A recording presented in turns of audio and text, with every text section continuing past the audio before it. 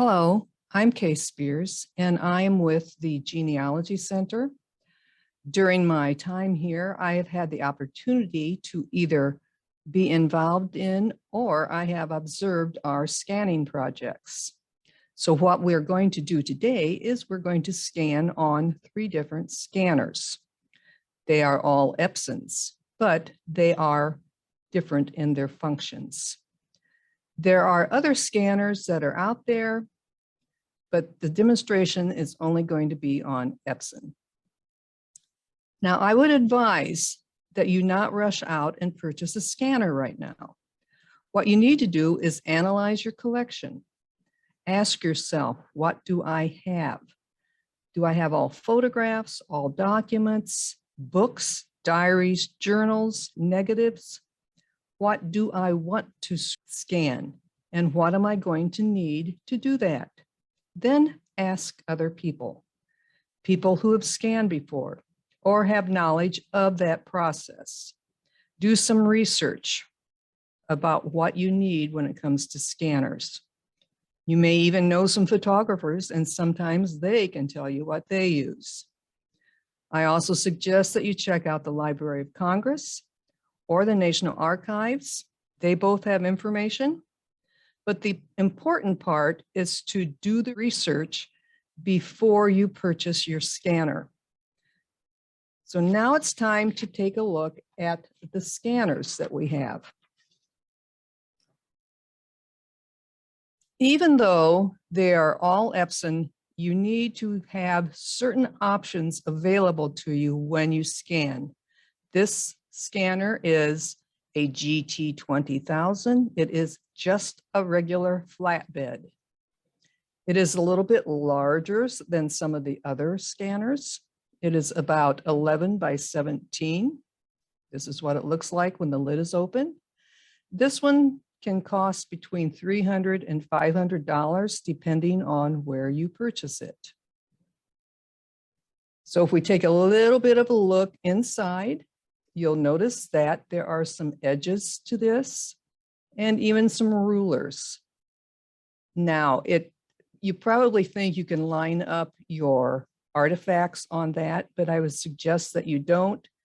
This particular scanner has a tendency to crop some of the edges off. So what I do when I'm scanning on a scanner like this is I look inside the flatbed and I look at some of the mechanism that's in there and I line it up with that mechanism. So let's take a look at this photograph. This is just a regular photograph that's been mounted on some board.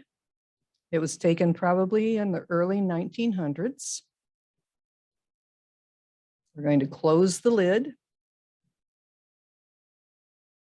And now we'll open the Epson dialog box. Down here are what are called filters. I would suggest that you do not use a filter. If you want to enhance your photograph, enhance it with a software, an Adobe Photoshop software or some other software that is made to enhance. The only time you might use anything at all is if you have something like a newspaper or a yearbook and it has this funny little pattern on it. That's called a moire pattern. And this descreening helps to eliminate that. But what the descreening does is it blurs. So it's up to you whether you use that or not, or you could try to fix it in a Photoshop program. So stay away from the filters. Our dialog boxes, we have them all set on the professional mode. And some of the other options here that you need to have access to is the document type, which in this case is reflective, the document table, which is the flatbed, and we're going to scan them all as photos. So that is your first option you need. Then you need some more. We have the image type, which this defaults to 24-bit, And I would suggest that you leave that setting alone. When you start playing with the bit depth, you do get into some problems. So leave it alone. We set all of our archiving at no less than 300, unless we are going to enlarge it, or we need a higher resolution to publish a book. And you can see that we have other options here, but don't go below 300. You also need the preview button. On any scanner that you buy, you need to be able to look at something before you actually scan it. And on this dialog box, it's located down here in the left-hand corner. So let's press on that and see what we get.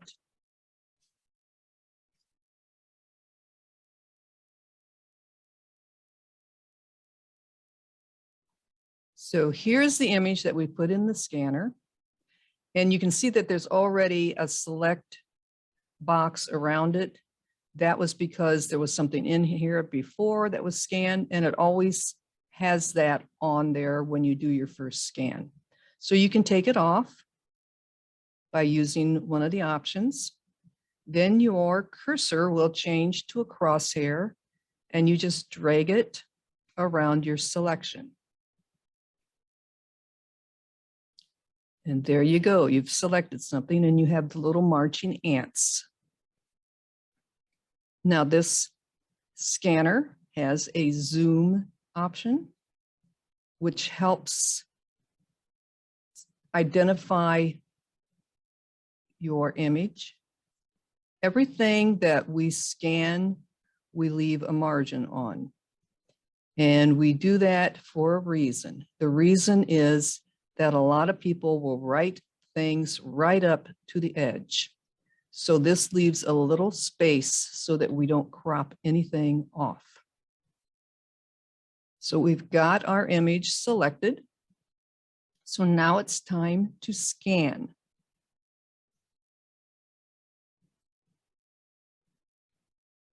And we have another dialog box that's open.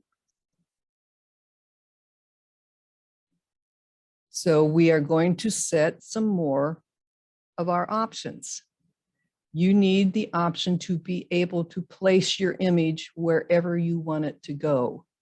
And those are the selections there. We are going to put this in a folder on an external hard drive called Programs. Okay. We also have the option of naming our artifact. And we will put on here, woman's waist.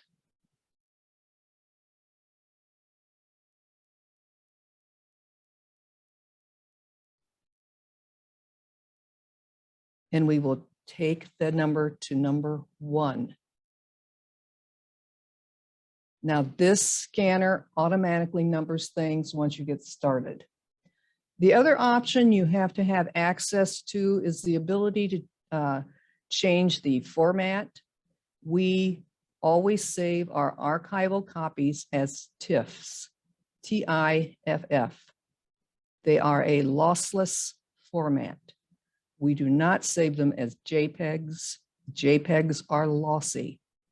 Any archival photograph or book or anything is always a TIFF. So now we're scanning.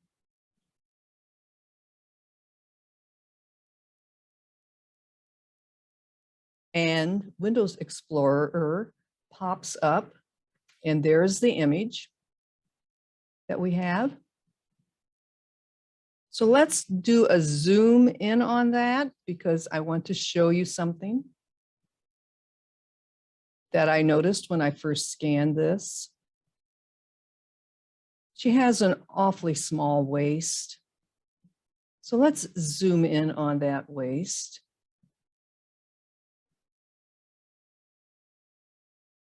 The closer we get to it, you can tell that that is not natural.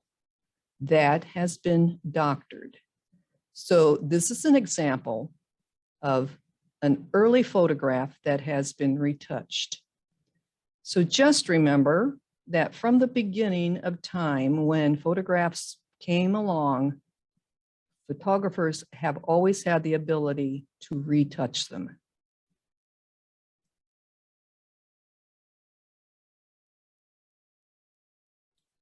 Now, we have this lovely leather case with a little latch, and we're going to scan it. So you don't always have to scan things that are completely flat. We'll open this up and you can look up at the inside. This is a daguerreotype. You can tell because it is extremely shiny. So if you've got something that looks like this, you have a daguerreotype. They came along around 1839, so we have a date to work with, but we're going to scan the entire thing for our records. So the first thing we're going to do is open up our scanner.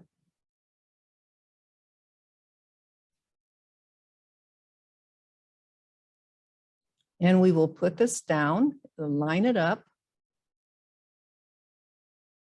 close the lid gently, not completely, because we don't want to break anything. And we're going to go over and preview.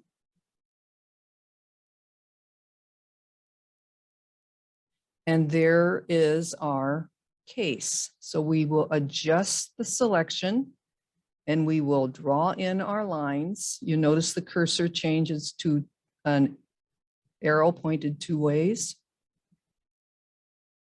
So now that's ready to scan.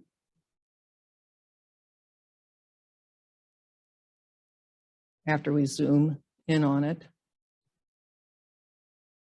we'll move them in just a little bit more.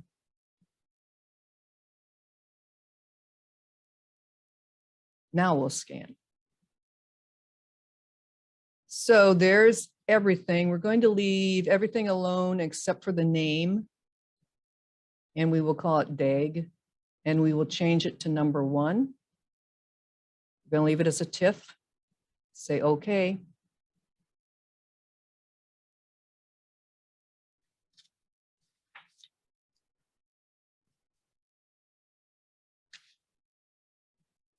And we'll move this up, and there is our leather case. So we're not done with this artifact. We need to scan what's on the inside.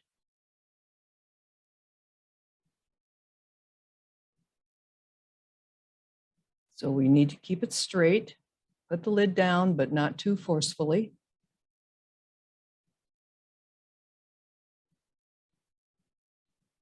Preview. Now we don't have to start all over with the selection. We can just move the select box over and we're going to scan the inside cover. We don't have to change anything. This automatically numbers it as number 2.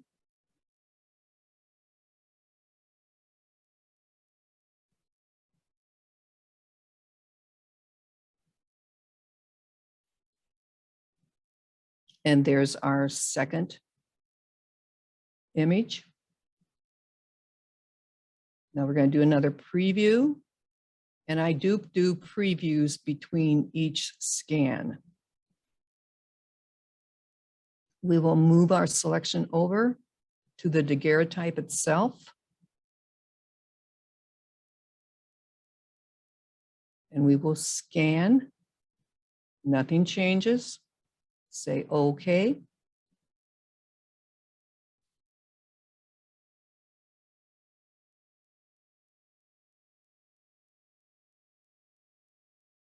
And there we go. There's our 3 images that we just scanned. That is our daguerreotype.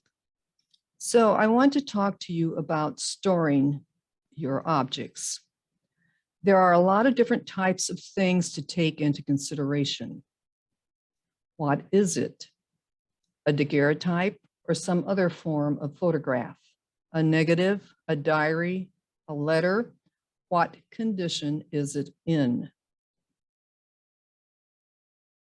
The deciding factor in how something is stored should be based on what it is and what its condition is. You should have a number of good reference books, which will help you in finding the correct way to store things. This particular artifact has a protective case. It is still in its original seal, and it has a glass covering the actual daguerreotype. Because glass does deteriorate over time, this is stored by itself in an acid-free container with the glass facing down. So a lot depends on the condition of the artifact, how you scan and store it. Now we're looking at a CDV card, a carte de visite. They came along in around 1859. This is an old one. The photographer probably had to cut the paper, the cardboard himself. And this is an example of a newer one. There's rounded edges, there is beveled edges, and they are gilded. And on the back is information about the photographer. So here's the example of 2 CDV cards. They can be scanned like we did the other flat scan. If you have something on the back, you need to scan that information too. Every little piece of information is important.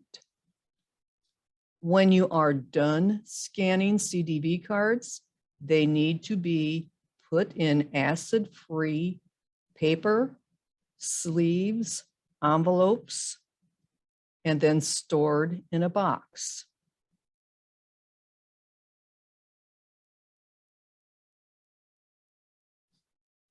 This is an example of a cabinet card. They came along around 1866. You can see that they're a little bit more elaborate. And there is photographer information on the front. Sometimes it is on the back.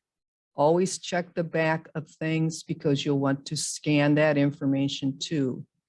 And these, like the CDV card, are stored in acid-free paper, sleeves, envelopes, and then put in boxes.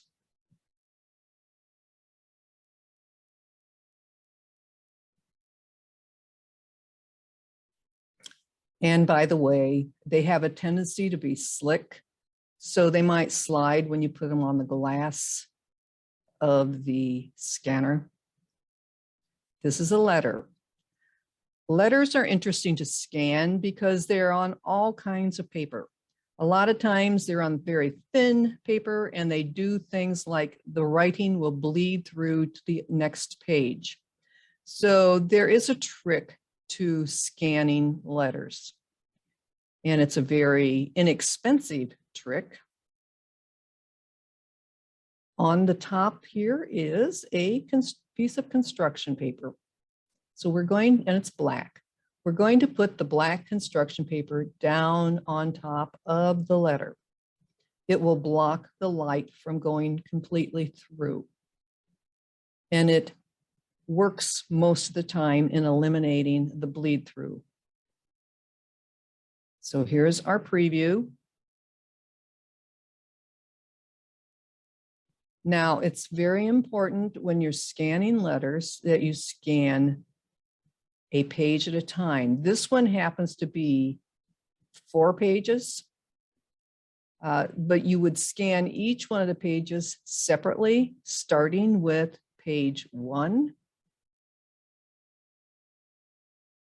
And then the other side has page 2 and 3, and then the opposite side is page 4. So you scan those individually, and you have your margins set just like before. You leave a little bit of a space. So let's scan it.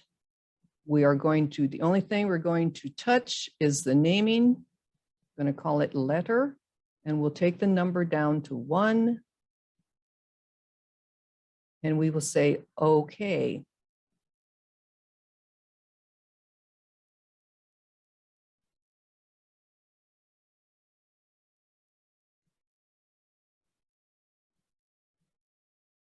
So here it is. So let's take a look at it. We'll do a close-up on it.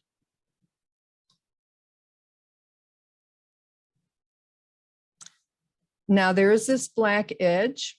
You can crop that off, or you can make this edge here black to match the other one, or you can do nothing. You'll notice that there is no bleed through. And right here is some words that are written close to the edge. So that's why we leave a margin. Now, something else let's talk about while we're talking about things that are scanned individually. Scrapbooks. The way we scan our scrapbooks here, we scan the page, and then we go back and scan each individual thing that is on the page. Now look at your scrapbooks. I am assuming that most of the scrapbooks that you have in your collection are not acid-free. So if you have old scrapbooks, you need to try to get the artifacts out of that scrapbook, especially if you have any of the old magnetic scrapbooks that used to be around. If you really want to have everything in a scrapbook, there are archival scrapbooks that you can purchase. But try to get everything out of those scrapbooks so that your artifacts don't get any more damaged than what they are. If you can't do it, then you can't do it. There is a trick with dental floss. If the images are stuck down, you can try to move that dental floss back and forth. But just remember to be careful because dental floss does cut paper easily. So that's how you would do a scrapbook and get those artifacts out of that scrapbook.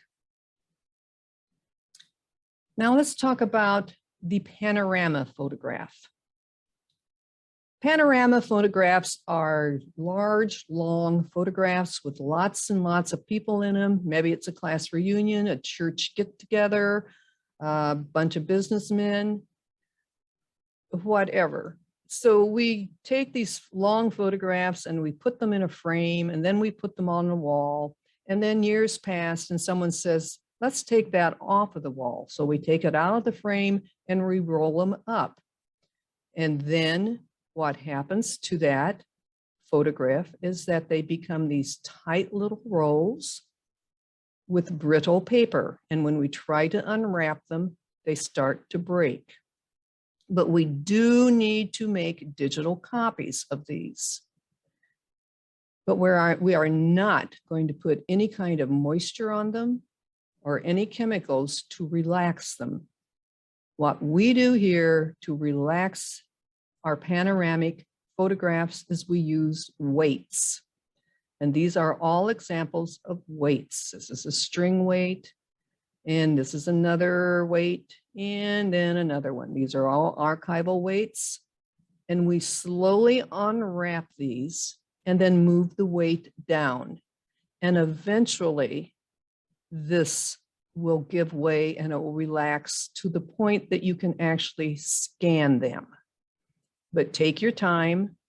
You might forget that you're doing it, but it does take, a good month, maybe more, to get one of these relaxed, depending on the condition. So once we get it relaxed, what are we going to do with it?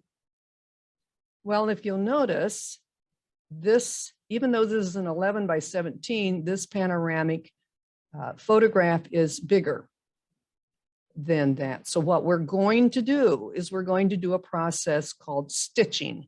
And in order to stitch, we need to photograph it in sections. So let's do a preview.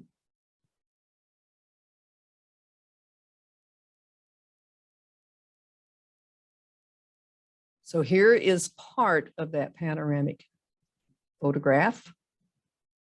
We need to move our selection to the edges.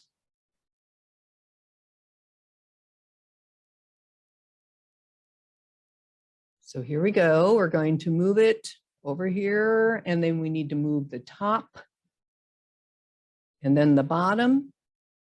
And here's the tricky part. You need to find something in the photograph that you will remember, because you're going to include it in this scan and you will include it in the next scan. You want whatever you use to stitch it to remember that area. So we're going to scan the lady with, we're going to go to the woman with purse. And then we would do a scan, just like we have previously. We would do a rename and we'd put a number on it. And then when we're done, we're going to do another preview of a different section. So we will move this down just a little, and we will then close the lid. And we will go in and we'll do another preview. And we are going to look for the woman with the purse, because she is going to be where we start our selection. And there she is. So we'll move down our selection to her. And then we will find another point in the photograph to remember. Down here, we'll look at the man and the woman. So when we do our next selection, they will be our starting point. So then we would scan it, and it will automatically change it. And I'll show you what that will all look like once they're scanned. Right here are the 3 sections that are scanned. And down below here is the entire photograph in the panoramic view. So let's open it up and take a look.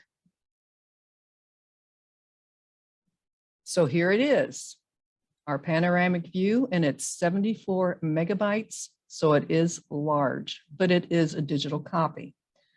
Then the way we got it this way, here we use Adobe Photoshop to stitch it. The terminology I'm using in Photoshop is called photo merge. If you have a newer version of Adobe, it is under your guided tab. If you have an older version, it is under the new menu under photo merge. If you have Adobe Pro, it is under the menu under new. So the terminology, the word that you're going to be looking for to stitch your photograph back together is photo merge. Now, I'm not sure about other software. There is a free software called GIMP that they have a plugin, which I have never used. Microsoft used to have one, but they have since discontinued it. So I'm sure there might be some other stitching programs, but we prefer Adobe. And then when you're done, you store this flat if you can.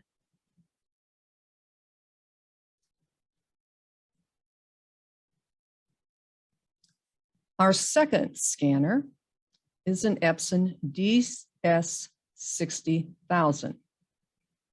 And this one ranges anywhere from $700 to $900. You'll notice that it has some added features. It has the flatbed, but it also has other mirrors and lights. And that is because it is a document feeder. So this one is a document feeder and a flatbed scanner. So let's take a look at it. Now, why would we want to use a document feeder on our precious manuscripts? Well, sometimes those manuscripts are large. Some people have 500-page manuscripts or more, and they want to make copies of them. So it's easier to feed the manuscript through a document feed, as long as there's nothing that will be damaged. So what we do here is first of all, we scan the cover, and then we scan whatever tabs are in there. And then we take out some of the paper. Now we go through here and we check for staples and paper clips and things that are glued to the pages and odd sized paper.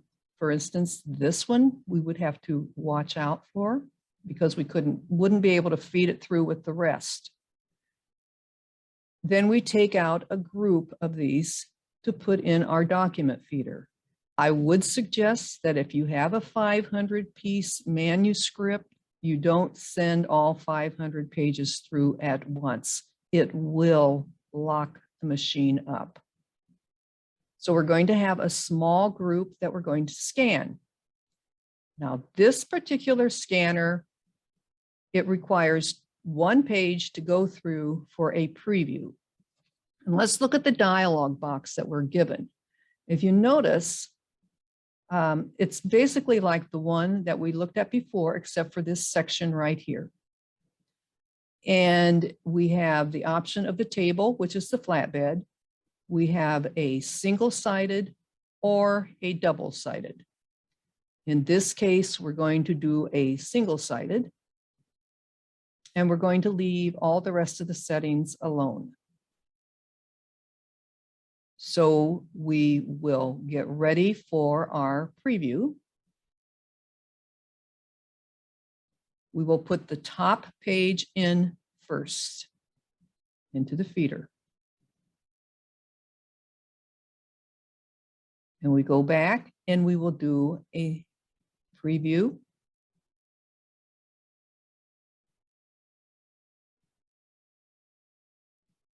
And we will select it like we did all the other scans that we've done.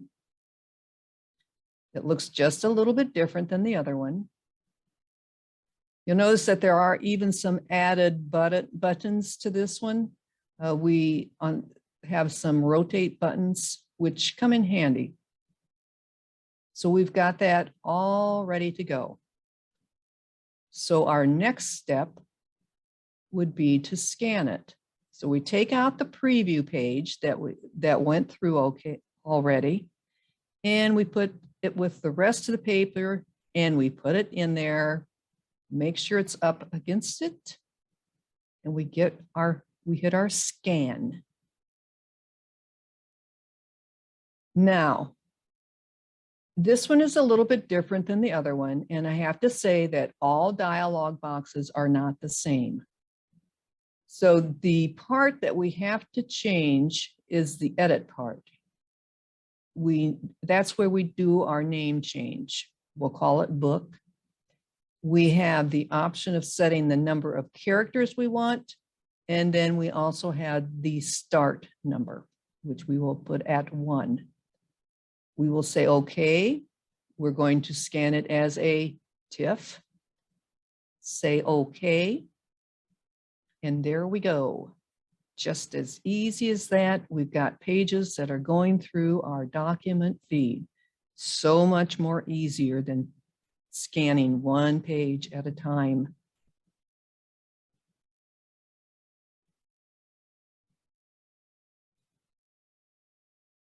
So here we go. It's showing us where the scan is at this point.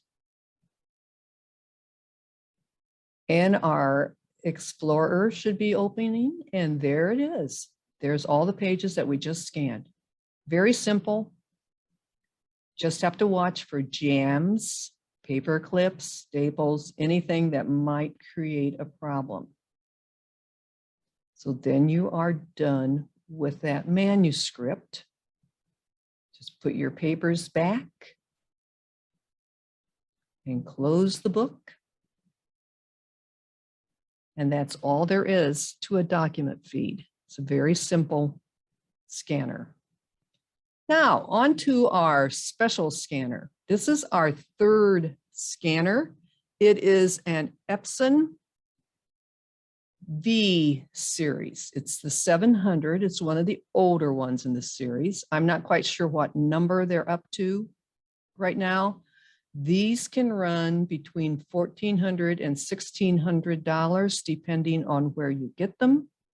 But as I said before, this one is special because it scans negatives, it scans slides, and it also scans photographs and books and diaries just like the other ones. But the special thing is the negative slide scanner on this.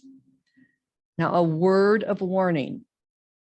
Remember, I said this was between $1,400 and $1,600. So before you run out and buy a scanner that scans negatives and slides, make sure that you get the right kind of scanner. I have known a number of people that go out and buy scanners that scan negatives, only to find out that they scan only 35 millimeter. This scanner scans all size or most all sizes of negatives. So let's take a look at some of the things this special scanner can do.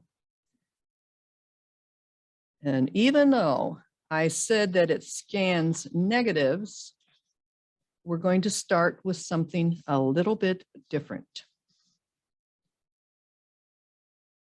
We're going to start with one of my favorite types of photographs. It's a positive photograph. It's not a negative photograph. It is an ambrotype. 1850 ambrotypes came into being. They are a special kind of photograph. They are very fragile. And in this case, this one is not in its case. The only thing that came with this one is that brassy mat. And the emulsion side is not protected. So we are going to scan this ambrotype based on the condition that it is in now. So first of all, when you've got something like this in negatives or positives or whatever, and slides, you need to figure out which is the shiny side, at least with this scanner. This scanner requires you to have the shiny side down. When you buy a scanner like this, check the instructions that they include. So we're looking for the shiny side. That's the emulsion side. We will place this over the glass, shiny side down, very gently.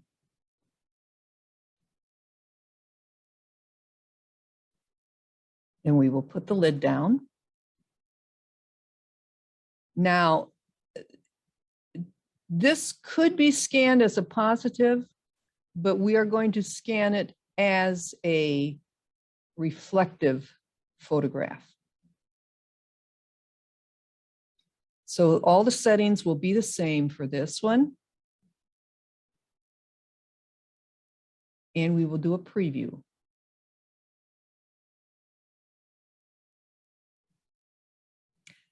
And here we go. And it looks like a negative, doesn't it? But it's not, it's a positive. The reason it looks like a negative is because it doesn't have its blackened paper, cloth, or whatever to make it look like a positive. So we're going to use our handy dandy black construction paper again. And we are going to put that on there. And we will do another preview.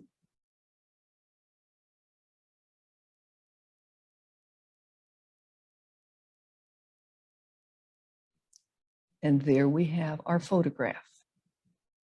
Let's do a zoom in on that.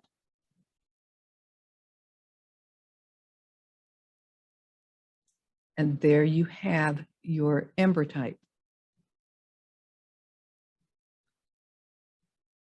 Now, let's talk a little bit about ambrotype. It is a positive.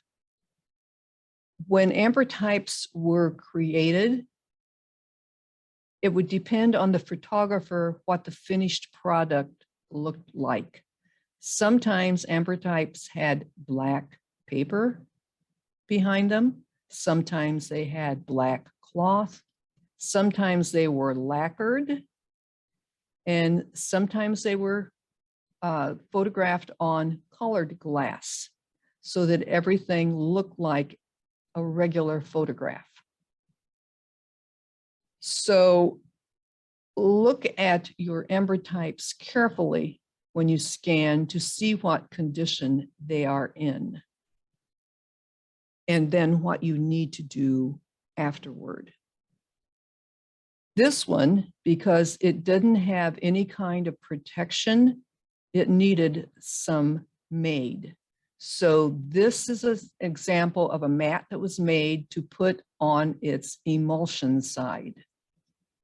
And this is one of the boards that was made to cover the back, and there was one to cover the front, because you want that ambrotype to be in a strong case. And then when you get that all together, you tie a linen string, archival linen string around it, and make sure that the knot is on the side, not centered. And then you put it in an acid-free envelope, and then you put it in a box, acid-free, and it should be stored facing down. So pay attention to the different types of photographs you have and how you are going to handle them. But be extra careful with the ambrotypes because they are made out of glass and they can break really easily.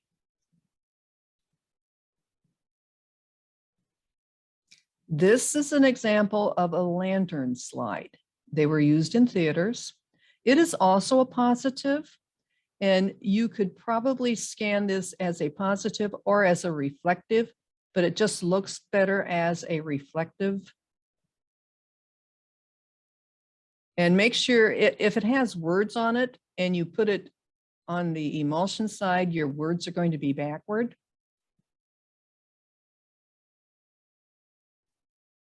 So this is a lantern slide. This is from the 1920s. It talks about a movie, a silent movie. They were used as trailers or travelogues in movie theaters. Now, let's look at something else. This is a normal slide. It is also a positive, but we're not going to scan this one as a reflective. We are going to put it into this attachment, slide it in there, and then because we are going to scan it differently, we are going to take this attachment off, and we will expose the other light that is on the top. And you'll notice how big this is, or it's about 8.5 by 11. Is this, so it can scan everything, almost everything. For instance, it can scan this. This is a glass negative. We're looking for the shiny side. And sometimes it's going to be hard to see the shiny side. But we will put the shiny side down.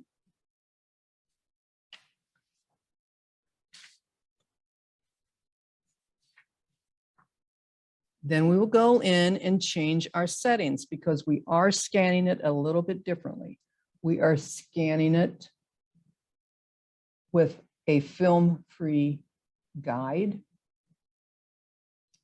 and we are taking it to a negative. preview.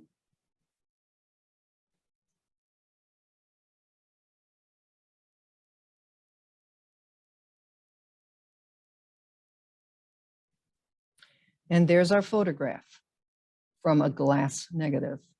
We will select it and save it.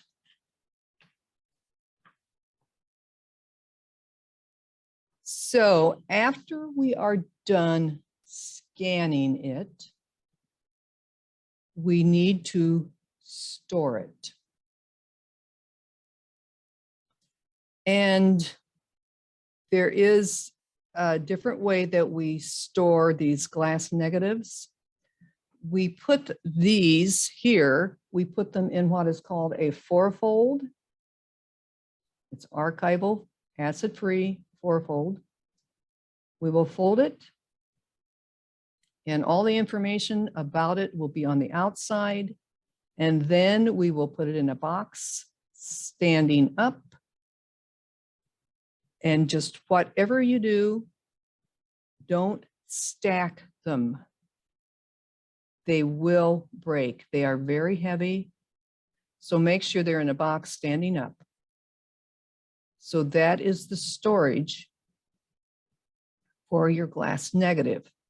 And while I'm in here talking about storage, I did not use gloves because I needed my fingers to actually sense what I was touching. And sometimes gloves don't allow that to happen. We do use gloves occasionally, depending on what it is that we are scanning.